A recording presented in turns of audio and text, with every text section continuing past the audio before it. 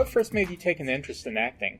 Well, I'm really kind of lucky in a way because I always knew that I wanted to be an actor. So I never had any other thing else that interested me. I started doing little shows and stuff when I was like in kindergarten, first grade, and writing little skits and stuff like that. So I kind of always wanted to do it. And then my mom died when I was very young. She died when I was 15, and my sister took me to see Goldfinger.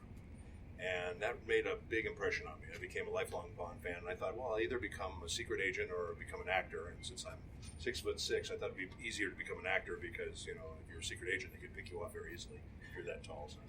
But it just really convinced me to do something like that, and I really wanted to get into this business. And I've been very, very fortunate. I've done a lot of over 500 characters in animation and anime and games. And I've done a lot of on-camera stuff as well, so it's worked out nice. Thank you. Yes. You've done a lot of roles over the years. Would you say there's a particular favorite that stands out for you, or are there several favorites? Well, the Joker is really a favorite character. He's a lot of fun to do, and I'm very blessed to been picked to play him. I got to play him a bunch of times. I hope to get to play him more because I really enjoy him. One of my personal favorites is Raiden of Mortal Kombat, just because he's such a noble character. He's a god. He's strong, but he's got this real sense of honor about him, and he's kind of like everyone's dad, So he's a lot of fun to play, and I really like playing him. And I've got Ansem and Akuma in Street Fighter V, and Joestar is a lot of fun to play, and Jigen in Lupin the Third. I can't forget him.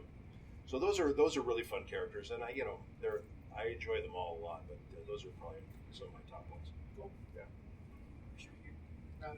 So, do you prefer voice acting for a TV series versus video games? Is there one you prefer? And for those two, has there been any? What's been the largest difference besides longevity for TV series? It depends on which pays the best. Honestly, more and more the games are better just because it seems like the games are written really well. They're bringing in a lot of screenwriters to do the games now, and the games are just really well written and have a lot of, as an actor, they're really meaty to play. If it's an original animated project like when I was in Legend of Korra, which was a great project to be part of, that's wonderful to work on something like that, and then you get to work with these wonderful actors, and that was a rare occasion because that was doing more like a radio play where you get to act off the other actors and you get to play with everyone and be in the room with all the actors and get to react to each other. Normally we have to record everything one character at a time, so you go in, even with games, you go in and you're by yourself basically, reading to yourself. Although when I did Kingdom Hearts initially, I got to hear Christopher Lee's tracks, so I got to act off of him. That was kind of nice. I have a funny Christopher Lee story. Should I tell it real quickly? Okay. All right. So the first time Billy Zane did Kingdom Hearts, the first one, he played Ansem in the first one, and then they cast me to play Ansem. Now I've done it 6 or 7 times, but in the first time I went in, which was in the second one. I went in and they had 6 Japanese producers in the booth, and then they had 6 producers from Disney in the booth. And every time I would do a line, the engineer would come on the thing and say, "Just a minute," and they would talk amongst themselves for 5 or 10 minutes, and they'd come back and say, "Can you do that line a little slower?" So I did the line a little slower, and he'd go, "Just a minute," and they would talk amongst themselves for 5 or 10 minutes, saying, "Can you do that line a little faster?" And this went on all day long, and I was ready to jump off a cliff. And then finally, we had a break, and I took the engineer aside, and I said, "How did Christopher Lee deal with this?" He said, "All right, I'm going to tell you how we're going to do this. I'm going to read this script from the top to the bottom, and then I'm going home."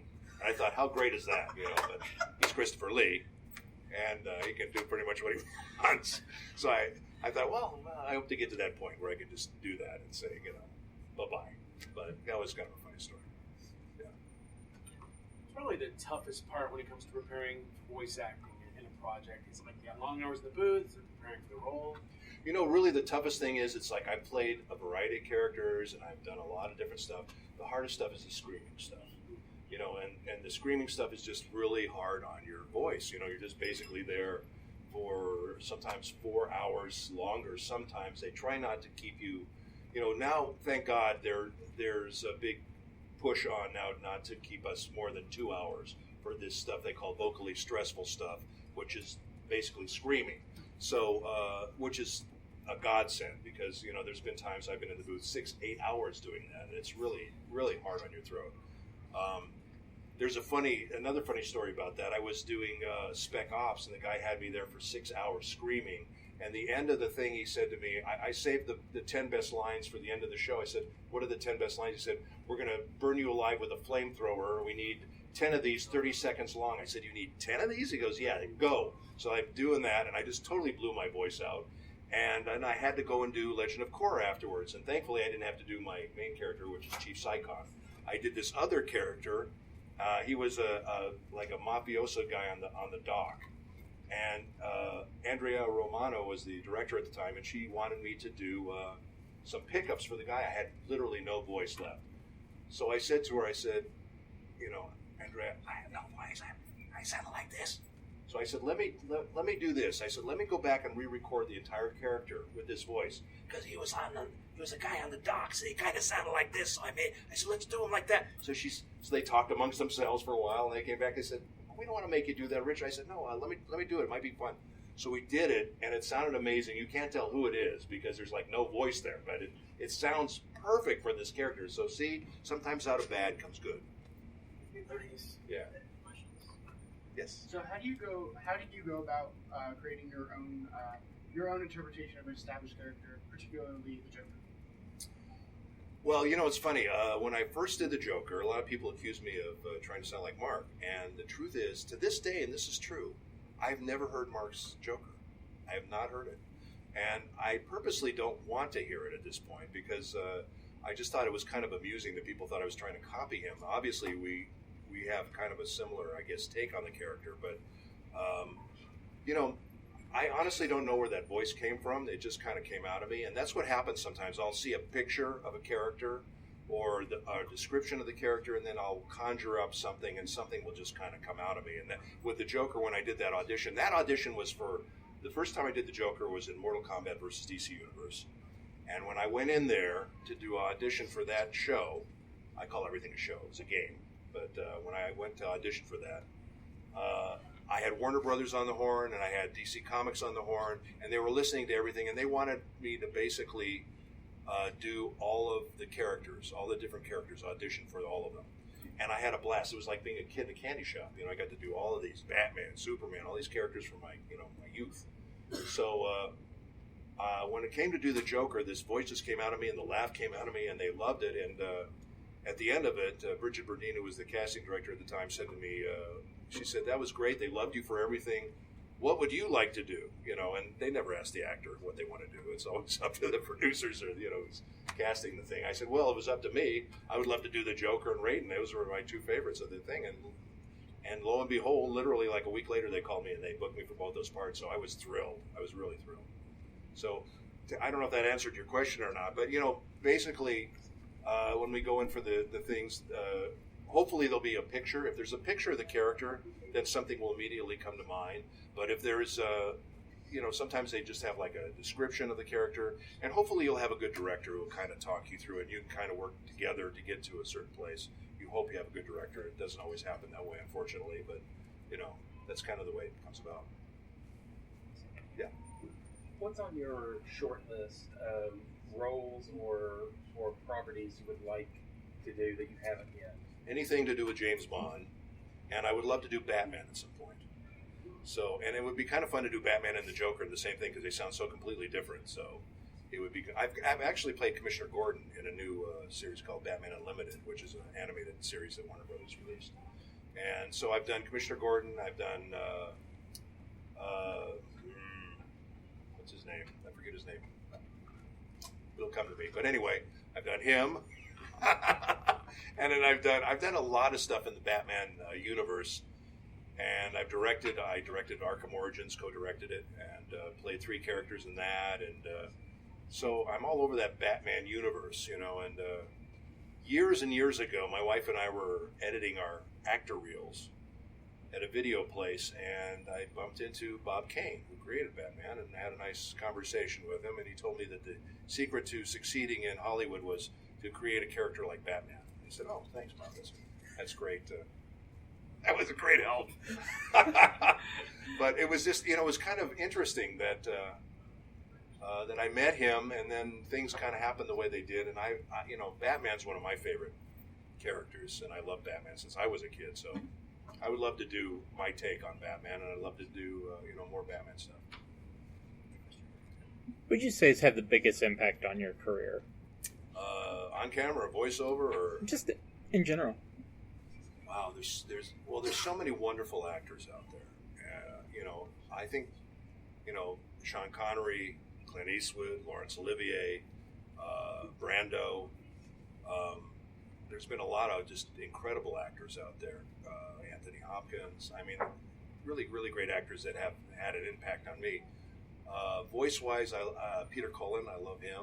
He's a great guy, and we were just talking about Rob Paulson and Maurice LaMarche. Those are wonderful, wonderful voice guys and great guys. And I've been very fortunate to work with a lot of wonderful, wonderful people in the business and direct them or work with them. So I don't know. I guess it's just you're exposed to a lot of stuff and you kind of take it in, whether it's conscious or subconscious. But there's a lot of good ones out there to choose from. Yeah. Do you play any of the video games that you voice characters for? I'm laughing because I worked on this Transformer game called War for Cybertron, and I play Skywarp in that. And we recorded at PCB Productions, and they had a big rap party after the game. And they had this giant screen, and we all got to play our characters. And I don't know if you guys are familiar with that game, but there's a thing where you're kind of in a cave, and you get a mission, and you get out of the cave, and you go on your mission. Well, I think it took me like an hour to get out of the cave, and I kept crashing and burning. And I said, "Okay, that's it. I'm done. I'm a much better actor than I am a gamer, that's for sure." But I do enjoy seeing the vignettes, like that they post a lot of the stuff. The acting vignettes. I love seeing that stuff. I just kind of not a great gamer, but I would like to. And honestly, I don't have a lot of time to play games, but I would love to. I'd love to get better at it. The only game I really used to play was the GoldenEye 64. Where that thing. I mean, that's kind of the extent of my. Yeah, it's real old school. Yeah, it's a fun game. Like I said, I'm a huge James Bond fan. That's my that's where I geek out and fanboy is James Bond stuff. So, nice. Yeah. Okay, since you love Batman, is it possible that you have an alter ego and that it's Clancy Brown? Actually, I worked with Clancy in Legend of Korra. He was in that as well. Yeah. I know a lot of people compare us. I think that's funny, but I think we're different enough. But he's a wonderful actor. He did a great job in Shawshank Redemption. He was just great. So, yeah, he was wonderful in that. Okay, so have you ever changed your interpretation of your character between publications like with the Joker, or changed how you did a character and reaction for really any role? That's interesting. That's an interesting question. A lot of it has to do with the director. And when I first took over Ansem and Kingdom Hearts, the director kind of directed me to be kind of soft with the character. And I know a lot of fans kind of got upset about that because they wanted him to be more ferocious. So I usually try not to let reviews and things like that influence my performance, but I kind of let that influence my performance. And when I went back in for the next time, I kind of made him a little more ferocious. Now, I've just recorded some stuff. I probably shouldn't say that, but I did just record some stuff for it. And once again, it was the same director we had before, and he tried to pull me down. And I would like to make him even more ferocious. I mean, I could be super ferocious, but they kind of keep bringing me down. And they don't want him to sound evil, so it's kind of hard to play an evil character and not make him sound evil. So, you kind of have to defer to the director and do what they're asking you to do. So sometimes you do, but I try to slip in, some ferocity when I can with that character. In general, no, and with the Joker, it's been most of the time they've been very, very happy with what I've done. So they basically let me run with it. And same with Raiden. And, you know, most of the characters, for the most part, they're pretty good about it. You know, usually when you start out a character in a game, if it's a major character, you'll spend some time with the director trying to hone the character, find the character. And once you find it, then you kind of lock it in, and then you just kind of keep it the same, you know, as same as you can. So. Anything else? I know. Oh, good. You got. Well, I was just saying, who would win in a fight, Joker or Raiden? Raiden, I think. Raiden, sorry, Raiden. Raiden would win, definitely, I think, because Raiden's a god. Yeah. But Joker's got a gun. He would fry his ass. Yeah. Well, And somebody should do it. we'll have the last one. okay. In your experience, it's kind of a follow from the previous question. In your experience, as a voice actor, have you had that much control over how you interpret a character versus a director having a lot, obviously? Well, you know, it depends. Sometimes if they hire you specifically because you're you, they're going to let you do what you want. You know what I mean? It's like if they're going to bring in someone for a character that they like, they're going to basically let you kind of have free reign, you know. And there's times where I direct stuff myself, and I direct myself like in Lupin. I direct myself, and I'm one of my favorite directors to work with because we get along really well and we understand everything. And, you know, we never fight with each other. It's great. So, you know, so in that instance, you get to do pretty much what you want to do. But yeah, you know, there's times when they bring me in and they want to do something completely different. And it's there was one show years ago we did called Techno Man, and originally they brought me in to do this character who was kind of like a Scotty character on Star Trek. And initially they wanted me to sound like George C. Scott and have kind of a rough kind of voice.